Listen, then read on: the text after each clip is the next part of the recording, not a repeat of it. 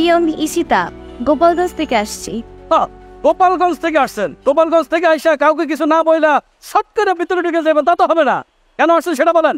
আজকে ওর এই অফিসে জয়েনিং ডেট, তাই আসছি।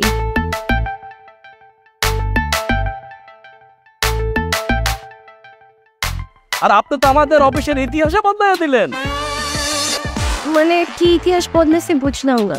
ও, আপনি তো আবার ইতিহাস জানেন না। তাহলে শুনেন, আমাদের এই অফিস থেকে এ পর্যন্ত 4-5টা বুয়া বাইকা গেছে। কোনো বুয়া এই অফিসে চাকরি করতে চায় না। আর এক বুয়া যদি চলে যায়, আরেকটা বুয়া খুঁজে আনতে মিনিমাম 4 থেকে 5টা মাস সময় লেগে যায়। কিন্তু এবার নতুন ইতিহাস একটা হয়ে গেছে গা। আপনার মতো একটা বুয়া খুঁজে আনতে মাত্র 3 থেকে 4 দিন লাগছে। এটা একটা ইতিহাস না? আপনি রান্না বান্না সবকিছু জানেন তো? আচ্ছা, আমি আপনারে মানে তোকে আমি আপনি করতেছি কেন? আমি তো তোর সিনিয়র, মানে সিনিয়র পোস্টে আছি। তুই তো আমাকে সালামই দিলি না। এই সালাম দে, দে সালাম দে। জি আমাকে বলতেছে? অবশ্যই তোকে বলতেছি, দে সালাম দে। জি আসসালামু আলাইকুম। আমি মানে রান্না বান্না ঠিক মতো জানিস তো? তাহলে শোন, এই অফিসে আমি সহ 21 জন স্টাফ আছি। সবাই খাওয়া দাওয়া শেষ করে যাওয়ার পরে আমি খাইতে যাই। সেই সময় যদি আমার খাবার ঠান্ডা হয় না, তখন কিন্তু তোর খবর আছে গোয়া দিলাম। কথাটা যেন মনে থাকে। আপনি একটু ভুল করতেছেন। এই সুরজ মিয়া ভুল করতেছে? কি বলতেছে? আরে আমি সুরজ মিয়া, মানুষের চেহারা দেখলে মানুষকে চিনে ফেলায়, আর তুমি বলতেছো আমি ভুল করতেছি। তবে শোনো, এই অফিসে কিন্তু একটু ঝামেলা আছে। মগজ স্যার আছে না, তার কিন্তু একটি ক্যারেক্টার লুজ আছে, মানে চরিত্র খারাপ আছে। তুই যদি তার সামনে যদি একবার পড়স না, তাহলে তুই বেশি দিন এই অফিসে থাকতে পারবি না। তবে হ্যাঁ, তুই যদি আমার গ্রিপে থাকস না, তাহলে তো কোনো ফেরাই নাই। স্যারের সেটিং দিয়া তোকে আমি ট্রাইকেল দিই। আমার টাকা দিবেন মানে?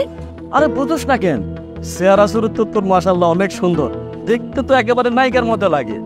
ওই যে আমাগো স্যার আছে না, ওই স্যারের বদনজর তুই যদি একবার পয়রা যাস, তাহলে কিন্তু তুই কায়দা গেলি। তুই এই অফিসে বেশি দিন আর চাকরি করতে পারবি না। তো কোনো সমস্যা নাই। স্যারের বউয়ের সাথে আমার কিন্তু হট লিঙ্ক আছে, মানে ডাইরেক্ট কানেকশন। ওই যে স্যারের তো চরিত্র ভালো না, অফিসে কোন মাইয়া গেল, কে আবার বাইরে গেল, কার সাথে কি ধরনের ব্যবহার কর, এই সবগুলা খোঁজ খবর আমার থেকে না। আমিও ম্যাডাম এই ধরনের খোঁজ খবর গুলা দিই। তার জন্য খুশি হয়ে আমাকে বকশিস দেয়, বুঝছাস? বলতে পারো স্যারে একরকম আমাকে সমীহ করে, মানে সম্মান দিয়ে কথা বলে। বটরাই ডরাই। ও তাইলে তো আপনি অনেক পাওয়ারফুল লোক। আচ্ছা সুরজ ভাই, আপনি কি বলতে পারেন এইচআর এর রুমটা কোন দিকে? আরে এসআর এর রুমে যাবে কি লেগা? আরে কামের বুয়া তো এসআর এর রুমে যাওয়ার তো কোনো দরকার নাই। কামের বুয়াকে বসিলাম আমি তো তোরে কয়েই দিলাম, তোর চাকরি ফাইনাল, ওকে হয়ে যাবে। শোন, এসআর স্যারের যা বলার আমি বলবো, তুই যা। যদি ডাইনে যাস, তাহলে ক্যান্টিনের ভিতর দিয়া একেবারেই পাকের ঘরে ঢুকতে পারবি। মিস্টার সুরজ মিয়া, আমি অফিসে জুনিয়র অ্যাকাউন্টেন্ট হিসেবে জয়েন করেছি, তাই আমাকে এইচআর এর রুমেই যেতে হবে। ম্যাডাম সরি ম্যাডাম, আমি আপনাকে চিনতে পারি নাই ম্যাডাম। আমার ভুল হয়ে গেছে, আমাকে ক্ষমা করে দেন ম্যাডাম। আচ্ছা ঠিক আছে, ক্ষমা করে দিলাম। এখন আপনি তো বলুন না যে এইচআর ডিপার্টমেন্টটা কোন দিকে আমার যেতে হবে? এই তো এদিক দিয়ে সোজা যায়, হাতের বামে গেলে এসআর স্যারের রুম। আচ্ছা সুরজ ভাই, আসসালামু আলাইকুম, আসি। ম্যাডাম আমাকে সালাম দিয়ে লজ্জা দিয়ে না ম্যাডাম। সুরজ ভাই, আপনি আমার থেকে বয়সে অনেক বড়, তাই সালাম দিলাম। আসি।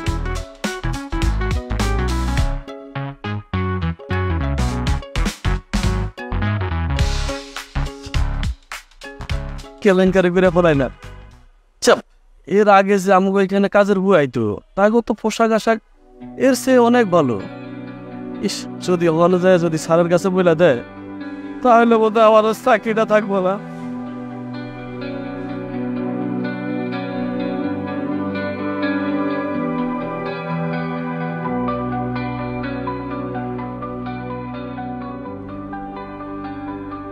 ও রফিক সাহেব, আসুন।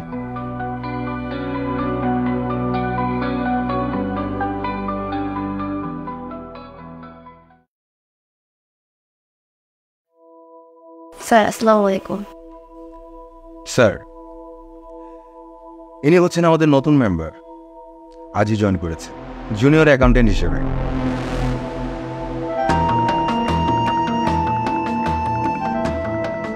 Good, very good. রফিক সাহেব, আপনি আপনার চেম্বারে গিয়ে বসুন, আমি ওনার সাথে কিছু কথা বলব।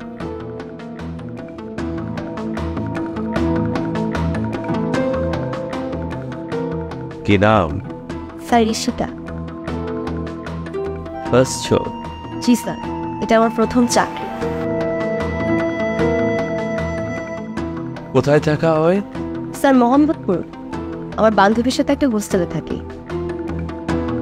দেখুন ঈশিতা, আপনাকে কিছু কথা বলি। This is a corporate life. এই কর্পোরেট লাইফে প্রচুর কম্পিটিশন।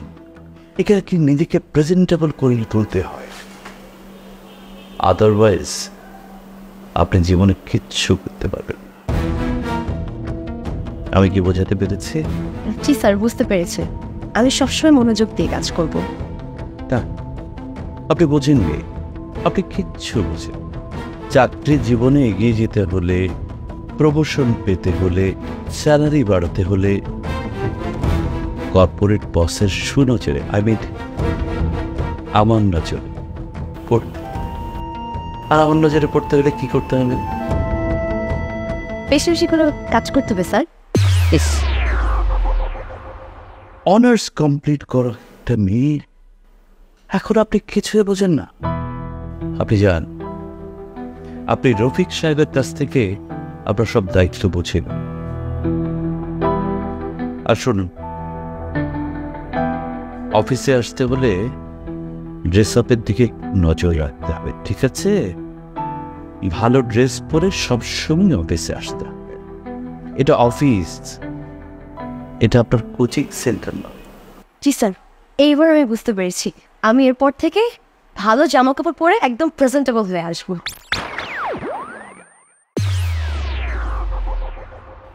আপনি এবারও কিচ্ছু বুঝতে পারেন। এনিওয়ে, আপনি যান। আসসালামু আলাইকুম স্যার। ওয়ালাইকুম আসসালাম।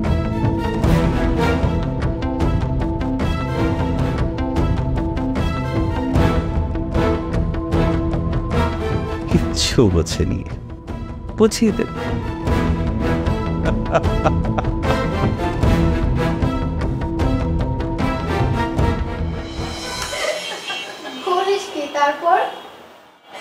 তারপর সুরজ ভাই, তুই যদি আমার এক্সপ্রেশনটা দেখতি, কি যে ফানি। লোকটা কি একটু বেশি কথা বলে?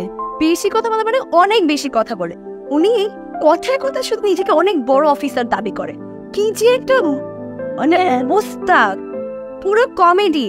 কেন অফিস থেকে বেরোনোর সময় কি হয়েছে জানোস? আমাকে দেখে উল্টা করে দাঁড়িয়ে গেল। আমি বললাম সুরজ ভাই কি হয়েছে? বলছে ম্যাডাম আমার খুব শরম করে, আপনি চলে যান। আমি সকালে কাণ্ডের জন্য খুব বেশি লজ্জিত। তাহলে এইরকম অফিসে বাকি কলিগদের কি অবস্থা হতে পারে? সবাই মোটামুটি অনেক ভালো, কিন্তু দুই একজন আছে কেমন জানি। এবার বুঝবি কর্পোরেট জগৎ কত কঠিন। যতটাই কঠিন হোক না কেন বান্ধবী, চাকরিটা যে আমার খুব দরকার। বাবা নেই, মা অসুস্থ, ছোট ভাইটার পড়াশোনার খরচটা আমার সামলাতে হবে, মার চিকিৎসার খরচটাও আমাকেই সামলাতে হবে। যতই বাধা আসুক না কেন, এই চাকরিটা আমার করতেই হবে রে। সময়ের সাথে সাথে সবকিছু দেখবি খাপ খেয়ে মানিয়ে নিতে পারবি। হ্যাঁ, খাপ খেয়ে নিব। আমি জানি আমি সত্যি সত্যি খাপ খেয়ে নিতে পারবো। আচ্ছা শোন না, আমাকে তোর কিছু ড্রেস দিতে পারবে? আমার ড্রেস কেন? আমাদের যে চেয়ারম্যান সাহেব, উনি আমার ড্রেস আপ দেখে কেমন যেন করলো। উনি আমাকে বলেছে ভালো ড্রেস আপ পরে একদম প্রেজেন্টেবল হয়ে ওনার সামনে যেতে, যেন আমাকে দেখতে একটু আকর্ষণীয় লাগে। কিন্তু দোস্ত, তোর বসের প্রেজেন্টেবল শোন মানে কিন্তু অনেক কিছু মিনিং করে। ওটা আমি সব সামনে নেব, তুই চিন্তা করিস না। তুই আমাকে কিছু ভালো ড্রেস দিস, আমি আগামী মাসের স্যালারিটা পেলে একটু নতুন ড্রেস কিনে তোর ড্রেসগুলো ফেরত দিয়ে দিব। শোন, আমার সব ড্রেসই তো তোর রুমে রাখা আছে, যেটা যেটা পছন্দ হয় তুই সব নিয়ে নে। তোকে যে কি বলে ধন্যবাদ দিব দোস্ত, তুই ছাড়া এই শহরে আমার কেউ নেই। তুই আমাকে এই শহরে থাকতে দিলি, এই জবের সার্কুলারটাও তুই আমাকে দিয়েছিস। তুই সবসময় আমাকে হেল্প করছিস, আমার পাশে ছিলে। অনেক অনেক থ্যাঙ্কস দোস্ত।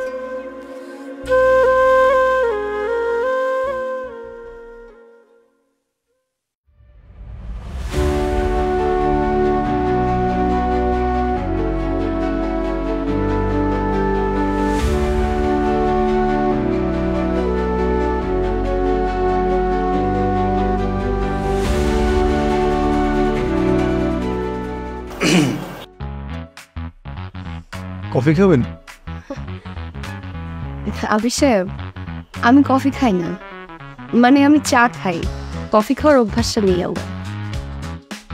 আমি নিজের হাতে বানিয়ে এনেছি, প্লিজ খান। 3 বছর একসাথে চাকরি করি, কোনোদিন এক গ্লাস পানিও খাওয়াই নেই, আর এই মেয়েকে কফি বানিয়ে খাওয়াচ্ছে। বাহ, কি হলো, খাবেন না? আচ্ছা ঠিক আছে, থ্যাংকস। বাহ, আপনি তো খুব ভালো কফি বানান, খুব ভালো হয়েছে, থ্যাংক ইউ। আপনাকে কিন্তু বেশ লাগছে। মানে না মানে আপনাকে দেখতে দারুণ লাগছে, আর আপনার পরনের যে ড্রেসের কালার আমার খুব পছন্দের। আচ্ছা, আপনার পছন্দের কালারটা কি? আমার পছন্দের colour black. Black, sad colour. আপনার মতো একটা চার্মিং মেয়ের পছন্দের কালার স্যাড, মানে ব্ল্যাক। তাতে তোর কি? ওনার পছন্দের কালার উনি পরছে। কিছুদিন আগেও তো তুই নিজে ব্ল্যাক পরে আসতি। অফিসের সবাই জানে তোর পছন্দের কালার ব্ল্যাক। আসলে ছোটবেলা থেকে অনেক স্যাড রিলেটির মতো বড় হয়েছি তো, তাই হয়তো বা অজান্তেই ব্ল্যাক কালার আমার পছন্দের তালিকায় স্থান পেয়েছে। তো আপনি যাই বলেন না কেন, আপনাকে মানাব, সুন্দর লাগবে। অবশ্য আপনি নিজেই তো সুন্দর। আসলে সুন্দরীরা যাই পরে না কেন তাদেরকে খুব মানায়, ভালো লাগে। আপনি দেখি মেয়েদের সম্পর্কে অনেক কিছু জানেন। জানতে হয়। আচ্ছা, আপনার পছন্দের খাবার কি? আমার পছন্দের খাবার খুবই সাধারণ, ভাত, মাছ আর ডাল। না মানে আমি বলছিলাম আপনার ফেভারিট ফুড, ইটালিয়ান ওর চাইনিজ।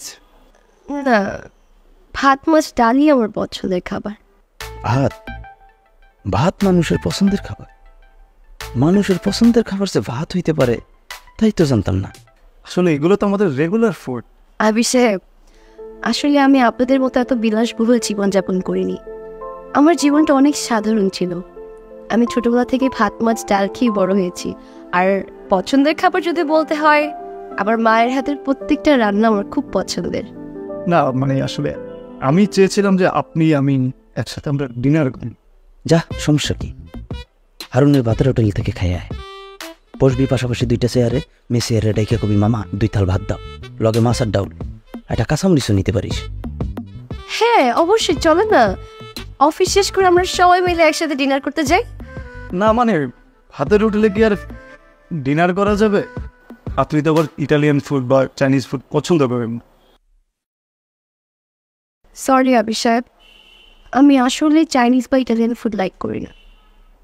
আচ্ছা ঠিক আছে, তাহলে আর কি করার। Sudhir, thank you for the coffee.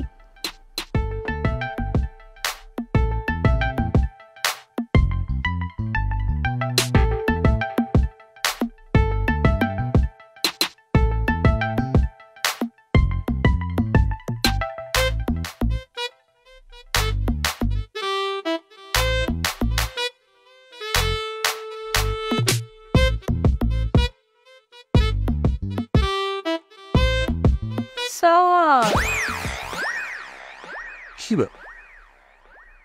কোলে উঠে যাবে নাকি? এই ফাইলটা একটু দেখে দেন না স্যার। আচ্ছা দেখে দিচ্ছি, সরে দাঁড়াও। স্যার, আজকে বিকালে কি আপনি ফ্রি আছেন? আই ওয়ান্ট টু সে অফিসের পরে। কেন? চলেন না স্যার, একটু ঘুরতে যাই। আজকে আবার বোর্ড ভালো নেই। এনিওয়ে ওই যে নতুন মেয়েটা কি যেন নাম, সেটা ও কি এসেছে? জি স্যার, এসেছে। কিন্তু কই দেখলাম না তো। স্যার, মেয়েটা কেমন জানি, আসে কাজ করে চলে যায়। আচ্ছা ঠিক আছে, আমি দেখছি।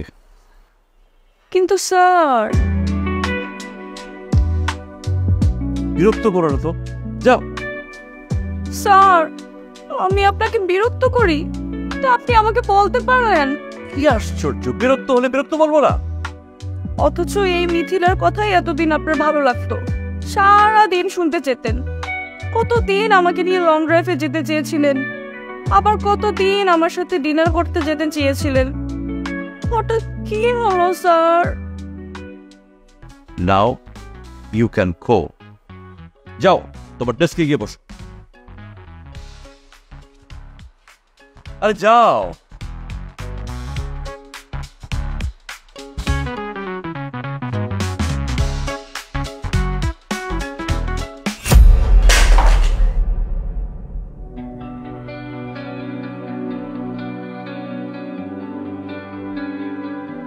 Oh my God, তুমি এই ফোন ইউজ করো?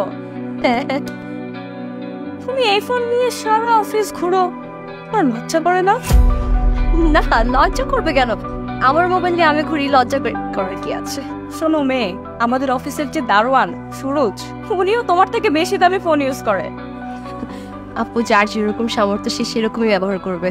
আমার এই মোবাইল কেনার সামর্থ্য ছিল তাই আমি এটাই ব্যবহার করি। So care. আচ্ছা যাই হোক, এই আবার ভুলেও মনে করো না যে আমার সাথে ধাক্কা লেগে তোমার ফোন ভেঙে গিয়েছে। মনে কেন করবো?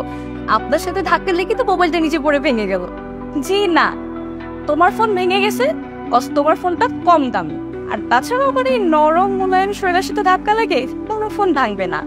এই যে দেখো আমার ফোন, ওই এটা পড়ে গেছে, আর যদি এটা পড়েও যেত তাও ভাঙতো না, because it's too much expensive.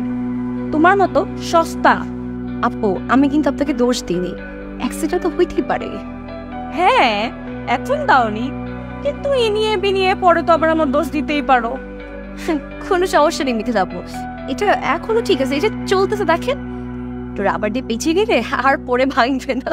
কি রাবার পেঁচিয়ে তুমি এই ফোন ইউজ করবে? সারা অফিস ঘুরবে, আমার ফোনের কথা বলবে?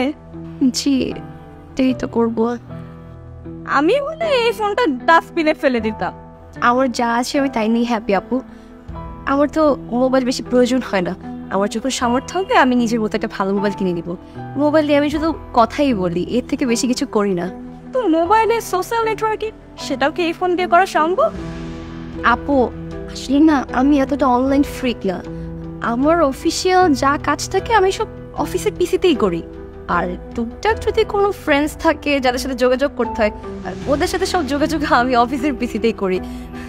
আচ্ছা আপু আমি তাহলে এখন আসি, আমার আসলে বস ডাকতেছে।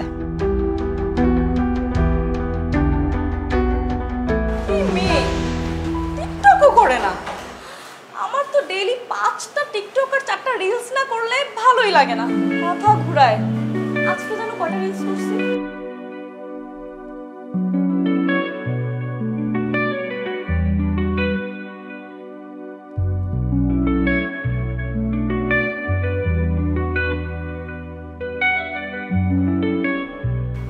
স্যার আমাকে ডেকেছিলেন? কাজের কি অবস্থা? জি বস, সব ঠিকঠাক মতোই আছে। কি ঠিক আছে? কোনো কিছু তো ঠিক নেই। কেন বস কি হয়েছে?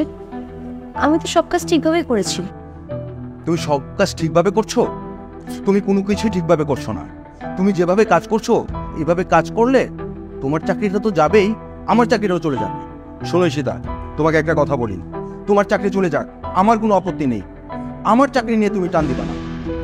না বস, আমার চাকরিটা খুব দরকার, এভাবে বলবেন না। আমার কি করতে হবে আপনি বলে দেন।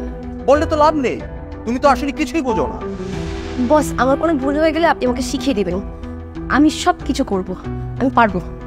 আচ্ছা ঠিক আছে, শোনো, আজকে অফিস শেষ হয়ে গেলে প্রতিদিনের মতো চলে যাও না, শেষে থেকো, আমি তোমাকে কাজ শেখাবো। সবাই যখন চলে যাবে তোমাকে হাতে ধরে ধরে কাজ শেখাবো, বুঝেছো? বস সবাই চলে যাওয়ার পর কেন? সবাই থাকা অবস্থা যদি শিখিয়ে দিতেন তাহলে ভালো হতো না? এই যে বললাম না তুমি কোনো কিছু বোঝো না, তুমি যতটুকু বোঝো এক লাইন কম বোঝো। আমি তো তোমাকে চিনি। দেখো ঈশিতা, তোমার চাকরি চলে গেলে যাক, আমার চাকরি নিয়ে টান দিবা না। সবার সামনে বোঝালে আমার চাকরিটা থাকবে। কিন্তু বস আমাকে কাজ শেখালে আপনার জব কেন যাবে? আরে কর্পোরেট কালচার সম্পর্কে তুমি কোনো কিছু না বুঝে বোকার মতো প্রশ্ন করছো আমাকে। শোনো ঈশিতা, তুমি আমার ডিপার্টমেন্টের জুনিয়র, তুমি কাজ বোঝো না। এই ব্যাপারটা যখন জানবে তখন আমার অবস্থা কি হবে তুমি জানো? সবাই আমাকে বিভিন্ন প্রশ্ন করবে, একটা না জানা মেয়েকে আমি কাজ দিয়েছি। আমি চাই তোমাকে গোপনে কাজ শেখাতে, কেউ যেন টের না পায়, সবাই যেন জানে তুমি কাজ জানা একটা মেয়ে, বুঝেছো? ঠিক আছে বস, আমি বুঝতে পেরেছি। ঠিক আছে, এখন গিয়ে কাজ করো। আর শোনো, দেখা হবে সন্ধ্যায় সবাই চলে যাওয়ার পর। ওকে? জি বস। ইয়ো।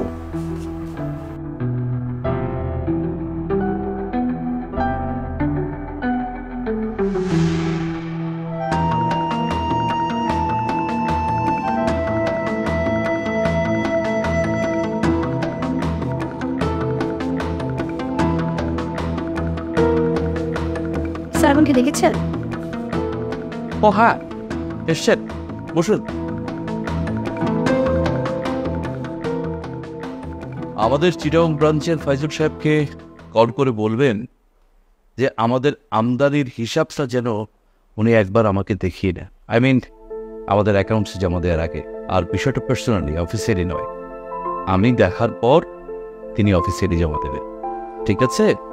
স্যার সবই তো বুঝতে পেরেছি, কিন্তু আমি তো নতুন, ওনার নাম্বার আমার কাছে নেই। ও হ্যাঁ, নো প্রবলেম, আমি দিয়ে দিচ্ছি। জি স্যার বলুন। এটা কি? কোনটা স্যার? মানে আপনার হাতে এটা কি?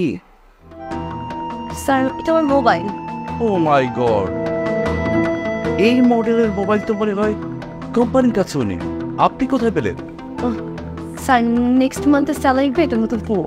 আপনি নেক্সট মান্থের স্যালারি পেয়ে আইফোন 16 কিনবেন কি করে? স্যার আমি তো আইফোন 16 কিনবো না। আচ্ছা ঠিক আছে, ধরে নিলাম আপনি আইফোন 16 কিনবেন না, কিন্তু আইফোন 15, 14, ইভেন তো আইফোন 12 কেনার টাকাও তো আপনার স্যালারি টাকা হবে না। স্যার আমার তো আইফোন কেনার ইচ্ছে নেই, আমি একটা নর্মাল সাধারণ ফোন কিনে নিব, একটা নর্মাল স্মার্টফোন যেই চলবে। ও ভেরি ব্যাড ইশিতা, আপনি কেন সাধারণ মোবাইল ব্যবহার করবেন? আপনি তো আইফোন 16 ব্যবহার করবেন। আচ্ছা আইফোনের 16 দাম কত? 2 লাখ 3 লাখ এর মতোই তো। স্যার আমি তো জানি না। আপনি অনলাইনে সার্চ করুন। স্যার আমার তো বাজেট ক্লিয়ার। ইশিতা, আপনাকে আমি আইফোন 16 কিনে দেব। স্যার আমি এতটা কিভাবে শোধ করবো? আমি শোধ করতে পারবো না। আপনাকে শোধ করতে কে বলেছে? ওই দামটা কি করে সুদে আসলে আদায় করতে হয় এটা আমি খুব ভালো করে জানি। স্যার প্লিজ স্যার, আপনি আমার স্যালারি থেকে টাকা কাটার কোনো প্ল্যান করবেন না স্যার। আমি আমার নিজের সাধ্য মতো একটা স্মার্টফোন কিনে নিবো স্যার। সুন্দরী মেয়েদের বুদ্ধি একটু কম থাকে যান, তোর তো দেখি তার চেয়েও কম। দেখো, সুন্দরী মেয়েরা শুধু আইফোন না, গাড়ি বাড়ি ফ্ল্যাট সব কিছু করে ফেলে। আর তুমি এটা আইফোন 16 কিনতে পারবে না। স্যার আমি আপনার কথার মিনিংটা বুঝতে পারলাম না। তোমার জায়গায় মিথিলা হলে এতদিনে দুইটা আইফোন 16 নিয়ে করতো। আর বাইরে মানে আমার অফিসের বাইরে আমার গাড়ির পাশে তার একটা গাড়ি থাকে। হ্যাঁ স্যার, মিথিলা পুরো অনেক বুদ্ধি। নো দেবর, মিথিলা ব্রেনের পাশাপাশি শরীরটাকেও ব্যবহার করে। সো আমার সাজেশন হলো use your brain, your brain. আর হ্যাঁ, আমি ফাইজুল সাহেবের নাম্বারটা দিয়ে দিচ্ছি, সময় মতো কন্ট্যাক্ট করো আর আমার কাছ থেকে আইফোনটা নিয়ে নিও। ফাইজুল সাহেবকে একটা কল করো। জি sir, thank you. Use your brain.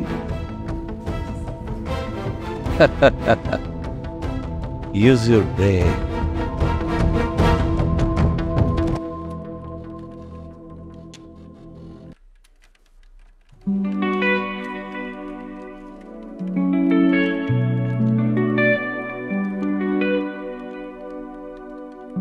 Boss আমি এই ডাটাটা এন্ট্রি করতে ভুলে গেছি, তো আমি এখন বুঝতেছি না যে আমি আবার কি করবো। আমি নতুন করে একটা ফাইল ওপেন করবো নাকি এখানে ওয়ার্ডটা শেষ করে দেবো? সীতা, তুমি দেখো। বস কি করছেন? আমি তোমাকে কাজ শেখাচ্ছি। ঠিক আছে কাজ শিখাচ্ছেন, কিন্তু আপনি এভাবে আমাকে টাচ করতেছেন কেন? দুপুরে তোমাকে বললাম না তোমাকে ধরে ধরে কাজ শেখাবো। একদম ঠিক কথা বলেছেন বস। কি ব্যাপার সাব্বির, জি স্যার। তুমি এখানে? অফিস শেষ হয়নি? অনেক হিসাব করে দেখলাম স্যার, আমার এখনো অনেক কিছু শেখাবা। তাই ভাবলাম সবাই চলে গেলে আজকে আপনার থেকে একটু কিছু শিখে নিই একাকী পেয়ে। কেন স্যার আমাকে শিখাবেন না? ওকে, তুমি কাল অফিসে আবার এসো। অফিসে তো অফিসে অনেক লোকজন থাকবে স্যার, তাদের সামনে সেখানে আপনার মান যাবে না? সাব্বির, ঠিক আছে, তুমি অফিস শেষে এসো। যাই হোক ঈশিতা, আমি আজ যা যা শেখালাম বাসায় গিয়ে স্টাডি করবে। কোনো হিসাব নিকাশের যেন প্রবলেম না হয়। কোনটা কমা কোনটা দশমিক, বি কেয়ারফুল। মনে রাখবে, তোমার একটু ভুল আমাদের লাখ লাখ টাকার ক্ষতি। আজ আমি আসি, ইয়েস বস। অন্যদিন শেখাবো। Yes boss. সরি স্যার, কখন কোন জায়গায় কিভাবে এন্ট্রি দিতে হয় সেটা এখন পর্যন্ত শেখাও না। কালকে অফিসে এসে আগে আমার সাথে দেখা করবে। স্টুপিড।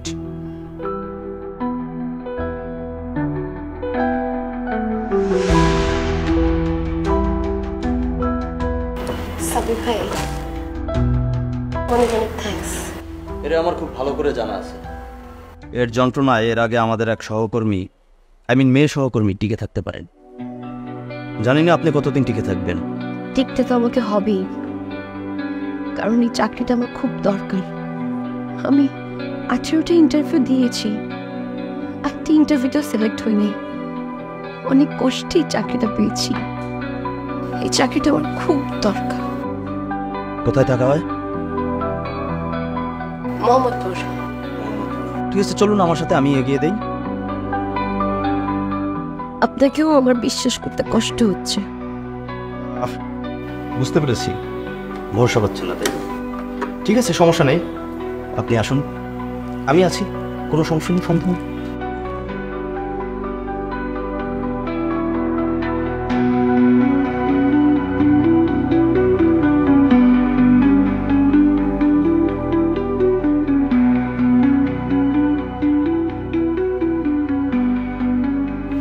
কান্না করিস না বোন, থাক। শোন, আমরা মেয়েরা না, মানে আমাদের মেয়েদের জীবনটা এরকম। এইসব কর্পোরেট জব না আমাদের এভাবে মানিয়ে নিতে হয়, কিছুই করার নেই। দোস্ত আর কত? অফিসের পিয়ন থেকে শুরু করে কলিগরা সবাই একরকম। আমি আর কত সহ্য করব? কি করি বল? মানিয়ে নিতে হবে না চাকরিটা ছেড়ে দিতে হবে? জব ছেড়ে দিতে হবে না, আমার পক্ষে তো এই চাকরিটা ছাড়া সম্ভব না। আমার পরিবারে আমি একাই উপার্জন করি, আর কেউ নাই। আমি এই চাকরি ছেড়ে দিলে আমার পরিবার কিভাবে চলবে? তাহলে সবকিছু ছেড়ে দিয়ে তুই বিয়ে করে ফেল। বিয়ে? না, বিয়ে করা তো আমার পক্ষে সম্ভব না। বিয়ে করলে তো শুধু আমার সেফটিতে নিশ্চিত হবে, কিন্তু আমার মা, আমার ছোট ভাই, ওদেরকে কে দেখবে? দোষ ওরা তো অসহায় হয়ে যাবে। আমার পক্ষে বিয়ে করা সম্ভব না। শোন, আমি বলি কি, তুই এই জবটা ছেড়ে দে, অন্য কোথাও একটা জব কর। আর তাছাড়া তোর তো এই জবটা করে ভালো একটা অভিজ্ঞতা হয়েছে দিন, তাহলে তোর অন্য কোথাও জব পাওয়াটা একদিন ইজি, সহজ হয়ে যাবে। আর জব তোর হাতের মোয়া না যে চাইলেই পেয়ে গেলে। এত সহজে কীভাবে জব খুঁজবো, কীভাবে বা জব পাবো? সেটার জন্য তো অনেক সময় লাগবে। যতদিন নতুন জব না পাই, আমার সব কিছু সহ্য করে এই কাজটা করে যেতে হবে না। কিচ্ছু করার নাই রে, বলতে পারে সুযোগের অভাবে সবাই চরিত্রবান, কিন্তু সুযোগ পেলে কেউ কাকে 1 ইঞ্চিও ছাড় দেয় না। আমি কি ওদের সাথে পেরে উঠবো?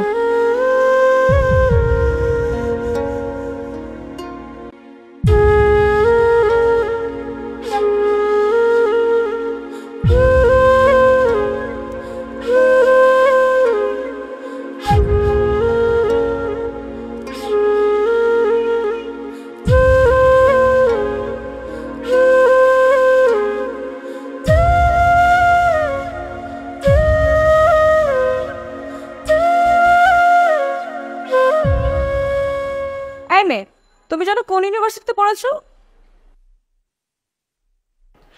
জি আপু, ন্যাশনালে পড়ছি। আমি ডিউতে পড়েছি। সেটা আমাকে বলছিল কেন? বলছি কারণ তুমি আবার ভেবো না যে তুমি আমার থেকে বেশি স্মার্ট। ছি ছি আপু, এইসব কি বলছেন? আমি এমন কিছুই ভাবছি না। আমি খেয়াল করেছি তুমি ম্যানেজার স্যারের অ্যাটেনশন পাওয়ার ট্রাই করতেছো। মানে আপনি কি বোঝাতে চাচ্ছেন? সকাল থেকে এই পর্যন্ত 3বার তুমি ওনার রুমে উকি দিয়েছো। চেয়ারম্যান স্যার তো হেড অফিসে মিটিং এ গিয়েছে, কিন্তু এখনো অফিসেই আসে নাই, কিন্তু তুমি বারবার ওনার রুমে উকি দিচ্ছ। কি বুঝেছো? আমি এসব কিছুই বুঝি না। না আপু, আমার স্যারের সাথে একটু ইম্পর্টেন্ট কথা ছিল, এই জন্যই। কি কথা জানতে পারি? না, ওটা আমার পার্সোনাল ম্যাটার। এই যে যা ভেবেছি তাই, তুমি তোমার পার্সোনাল কথা একটা মেয়ের সাথে শেয়ার করতে পারছো না, অথচ চেয়ারম্যান স্যারের সাথে ঠিকই শেয়ার করতে পারছো। বাহ, ভালোই ছলাকলা শিখেছো। মিথ্যা আপু, তাতে আপনার সমস্যাটা। আমি যদি স্যারের রুমে বারবার উকি দিই, তাতে আপনার প্রবলেমটা কোথায় আমি তো বুঝতে পারছি না। আমার স্যারের সাথে পার্সোনাল কিছু কথা থাকতেই পারে, এটাতে আপনি এত জেলাস কেন? শোনো মেয়ে, তোমার অনেক আগে আমি এই অফিসে জয়েন করেছি, আর চেয়ারম্যান স্যার আমাকে খুবই পছন্দ করেন। তুমি এমন কিছু করো না যাতে তোমার চাকরিটা তুই খেয়ে দে। আপু, আপনি কি আমাকে হুমকি দিচ্ছেন? এরকমই কিছু বলতে পারো। আচ্ছা আসি, আমার অনেক কাজ আছে।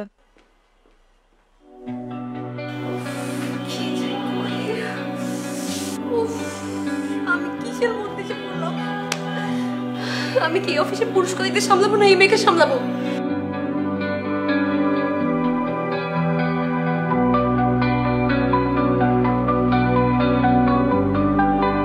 May I come in, sir? Oh, yes, yes. You should come in. Please sit down. Sit down. Sir, আপনি আমাকে ডেকেছিলেন? হ্যাঁ, তোমাকে তো ডেকেছি। তুমি নাকি আমাকে খুঁজছিলে, বারবার আমার রুমে গিয়েছো, আমাকে খুঁজে পাওনি। আচ্ছা, কিছু বলতে চাও? হ্যাঁ স্যার, কিছু কথা ছিল। কথা? কথা? স্যার, কথাটা পার্সোনাল আবার অফিসিয়াল। That's good. পার্সোনাল কথা তো পার্সোনাল জায়গায় হবে। মানে স্যার, আমি আপনার কথাটা বুঝতে পারলাম না। ইয়েস, আমি তোমাকে বুঝিয়ে বলছি। শোনো শোনো ঈশিতা, হেড অফিস আমাকে জরুরি ভিত্তিতে কেন কল করেছিল জানো? না স্যার। আমার কাছে লিস্ট চেয়েছে, কার প্রমোশন হবে, কার ইনক্রিমেন্ট হবে, তার একটা লম্বা চওড়া লিস্ট। স্যার, আপনি আমাদের জেনারেল ম্যানেজার, আপনার কাছেই তো চাইবে। That's right. আমার কাছেই তো জানতে চাইবে। আমি চাইলেই তোমার বেতন বাড়ানোর জন্য সুপারিশ করতে পারি, তোমার প্রমোশনের জন্য সুপারিশ করতে পারি, তোমার ইনক্রিমেন্টের জন্য সুপারিশ করতে পারি, আবার চাইলে তোমাকে বাদও দিতে পারি। এখন তুমি কি চাও না তোমার প্রমোশন হোক, তোমার স্যালারি ইনক্রিমেন্ট হোক? স্যার, আমি আমার সর্বোচ্চ চেষ্টা করে কাজ করেছি। আপনার যদি মনে হয় আমার প্রমোশন হওয়া উচিত, তাহলে হবে। আপনার যদি ভালো মনে হয় স্যার। কিন্তু আমি তো মনে করি তোমার চাকরিটাই থাকা উচিত নয়। স্যার, আমাকে বাদ দিবেন কেন? প্রথম দিন থেকেই তোমাকে বলেছিলাম আমার সুনজরে থাকো, কিন্তু তুমি তো আমাকে পাত্তাই দিলে না। স্যার, আমি পাত্তা দিব না কেন? আপনি আমাকে যা বলেছেন আমি তাই করেছি। করনি, তুমি বুঝেও না বোঝার ভান করেছ। স্যার, আমি আসলে আপনার কথা কিছুই বুঝতে পারতেছি না। ঠিক আছে, তাহলে আমি লাউড অ্যান্ড ক্লিয়ারলি বলছি, আমি সিদ্ধান্ত নিয়েছি আমি তোমাকে বরখাস্ত করব। কিন্তু স্যার, আমার অপরাধ কি? তোমার অপরাধ, তুমি আমাকে তোমার কোনো কাজে স্যাটিসফাই করতে পারো। তুমি আমার সাথে অসদাচরণ করেছো, তুমি প্রত্যেকটা কাজ ভুল করেছো, এরকম অসংখ্য মিথ্যা অপবাদ দিয়ে আমি তোমাকে যে কোনো সময়ে চাকরি থেকে বরখাস্ত করতে পারি। স্যার, এমনটা করবেন না প্লিজ। আমাকে আরেকটা সুযোগ দেন। আপনি যা বলবেন আমি সব কিছু মেনে নিব। সত্যি সত্যি পারবে? অবশ্যই পারবো স্যার। আপনি আমাকে শিখিয়ে দিবেন, আমি সব আপনার কথা মতো করবো। That's cool. That's cool, my baby. Sir এভাবে কাজ করতেছেন কেন? সিদ্ধান্ত নেওয়ার দায়িত্বটা তোমার। আমার সিদ্ধান্ত হচ্ছে, আমার এই কোম্পানিতে তুমি চাকরি করতে হলে সপ্তাহে একদিন আমার বাংলোতে আসতে হবে, না হলে কি হবে জানো? তোমার চাকরিটা থাকবে না। আর যদি আমাকে খুশি করতে না পারো, তাহলে তোমাকে চাকরি থেকে ছুটি দিতে। আমি খুশি থাকলে তুমি নিশ্চিন্ত, এই পুরো অফিসটা তোমার। তুমি যখন খুশি তখন আসতে পারো, যখন খুশি তখন যেতে পারো। মাস শেষে তোমার স্যালারি ড্র করবে, তুমি ইনক্রিমেন্ট পাবে, বেতন বোনাস সব যুক্ত হয়ে যাবে, কোনো অভাব থাকবে। এবার ভেবে দেখো কি করবে। যদি রাজি থাকো তাহলে আমার বাংলোতে চলে এসো, আমি তোমার অপেক্ষায় থাকব। বনি, ওখানে কেউ থাকে না, আমি ওখানে একাই না। আর যদি না আসো তাহলে কাল থেকে রেডি থাক। অফিসে প্রত্যেকটা কাজে প্রতিটা সময় তুমি বাধাগ্রস্ত হবে। তোমাকে এমন ভাবে কেউ প্রতিপন্ন করা হবে, তুমি চেহারা তুলেও দেখাতে পারবে না। প্রতিদিন তোমার নামে হেড অফিসে কমপ্লেইন করব। কমপ্লেইন করতে করতে এমন অবস্থায় নিয়ে যাব, হেড অফিস বাধ্য হয়ে তোমাকে চাকরি থেকে নক আউট করবে। আফটার অল, আমি এই কোম্পানির জেনারেল ম্যানেজার, আমি শফিউল আলম বাবু।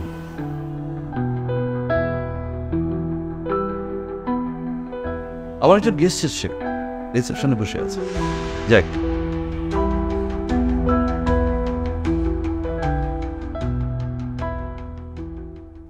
চাকরিটা ছাড়া আমার চলবে না। মায়ের চিকিৎসা, ছোট ভাইয়ের পড়াশোনার খরচ, নতুন চাকরি পাওয়াটা তো সহজ না। কি করব? রাজি হব নাকি?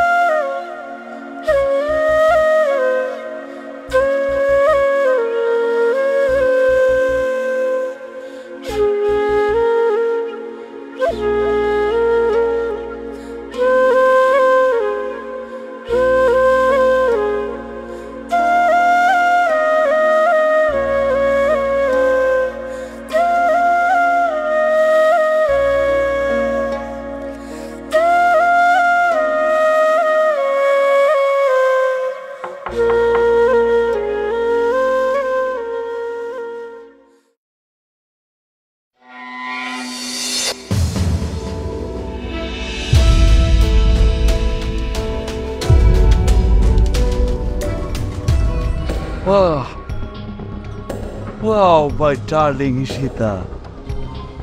Welcome to my heaven. Come.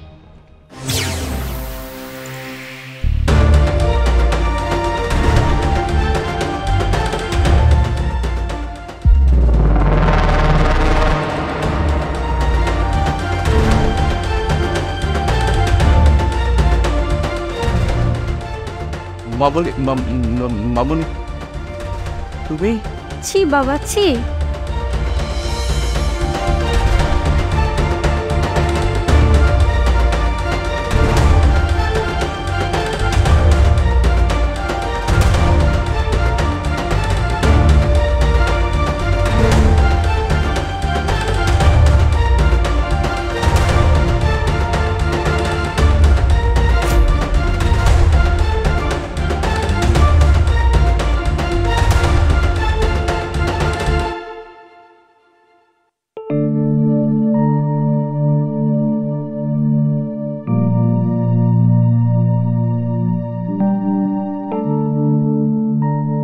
আচ্ছা, কোনো প্রবলেম?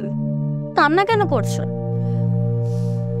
তোমাকে বলে কি না আমি কান্না করে তোমার কোনো সমস্যা?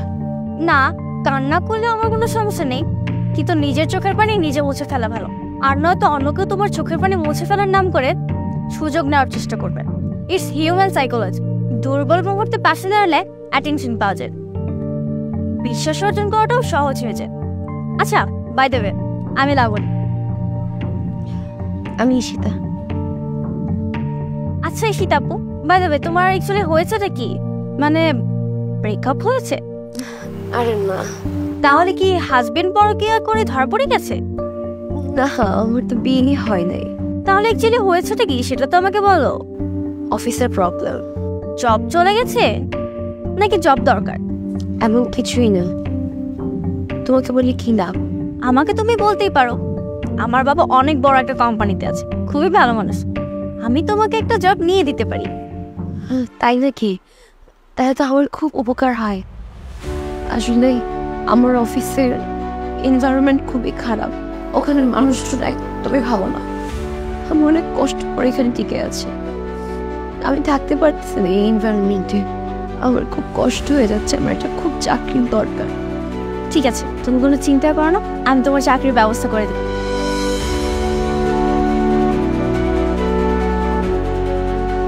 আমি অনেক বড় গলায় এই আপনাকে বলেছিলাম আমার বাবা অনেক ভালো একজন মানুষ, খুবই ভালো। এই তার ভালো নমুনা। স্যার, আপনার ঘরেও তো আমার মতো একটা মেয়ে আছে। আজকে আপনার মেয়ে যদি আমার জায়গায় থাকতো, কি করতেন? তাকে কি সব আমার মতো মেনে নিতে বলতেন? ছি বাবা ছি, তোমাকে তো আমার বাবা বলতেও ঘৃণা হচ্ছে। এমন নিকৃষ্ট একটা মানুষ আমার বাবা। আচ্ছা বাবা, তুমি তো প্রায় কোনো না কোনো, ছি, এইসব কথা আমার মুখে আনতেও লজ্জা করছে। আর তুমি বাসায় এসে ওই হাত দিয়ে আমাকে আদর করতে, তোমার কি লজ্জা করতো না? মা, মারে আমাকে ক্ষমা ছেড়ে দেব মা। ঈশিতা, আমাকে ক্ষমা করে দাও না। ঈশিতা হয়তো তোমাকে ক্ষমা করে দিবে, কিন্তু এমন অনেক ঈশিতার জীবন তুমি নষ্ট করে দিয়েছো। তাদের কাছে তুমি কিভাবে ক্ষমা চাইবে? তারা কি তোমাকে ক্ষমা করবে? স্যার, আমার আগেও 5 জন মেয়ে চাকরি ছেড়ে চলে গিয়েছে আপনার মানসিক অত্যাচারে। আমরা গ্রাম থেকে আসা মেয়েরা, শিক্ষিত মেয়েরা এই শহরে এসে অনেক অসহায় হয়ে পড়ি। আমাদের এই শহরে কোনো আপনজন বলতে কেউ থাকে না। আর আপনার মতো খারাপ লোকেরা, নোংরা লোকেরা এই অসহায়ত্বের সুযোগ নেন। সুযোগ নিয়ে আমাদেরকে নোংরা প্রস্তাব দেন, বাধ্য করেন চাকরিটা ছেড়ে দিতে, না হয় আপনাদের মতো সেই নোংরা প্রস্তাব, সেই নোংরা লালসার শিকার হতে। স্যার, আমি তো একটা যোগ্য নারী, শিক্ষিত নারী। এই চাকরির পথে টিকে থাকার জন্য বা চাকরি পাওয়ার জন্য সকল ধরনের যোগ্যতা আমার আছে। তারপরেও না, আপনি আমাকে নানাভাবে হ্যারাস করেছেন। আমার এই চাকরিটা টিকিয়ে রাখতে হলে আপনাকে খুশি করতে হবে। কেন স্যার? অন্য সবাই তো নিজের যোগ্যতায় এই চাকরিতে টিকে আছে, তাহলে আমাকে কেন আপনাকে খুশি করতে হবে চাকরি টিকিয়ে রাখার জন্য?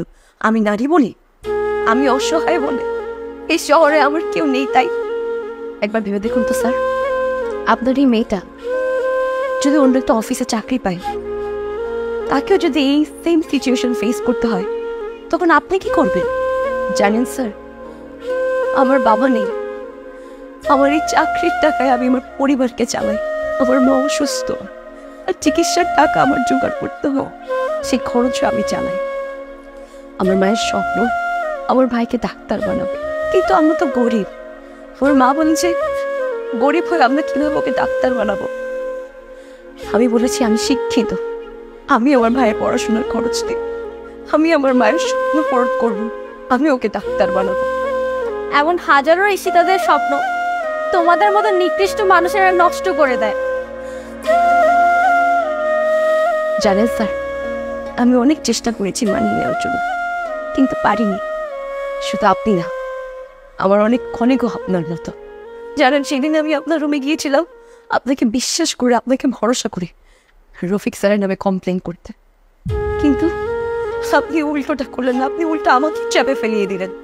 লাবণী তো আপনার মেয়ে, আমিও তো কোনো না কোনো বাবার মেয়ে। আচ্ছা, আমরা মেয়েরা কি শুধু ভোগ্যের পণ্য, ভোগ্যের বস্তু? আমাদেরকে একটু মানুষ ভাবা যায় না?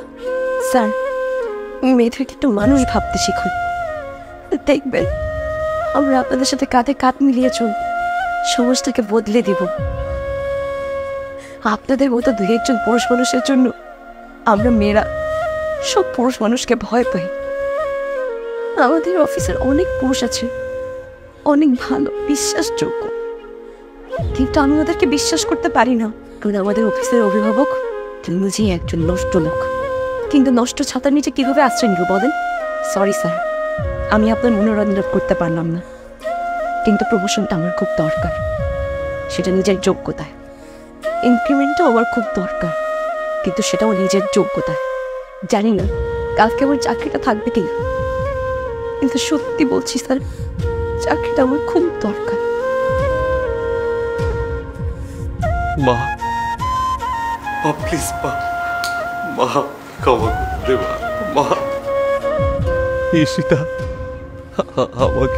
আমাকে শেষবারের মতো একটু ক্ষমা করে দাও প্লিজ।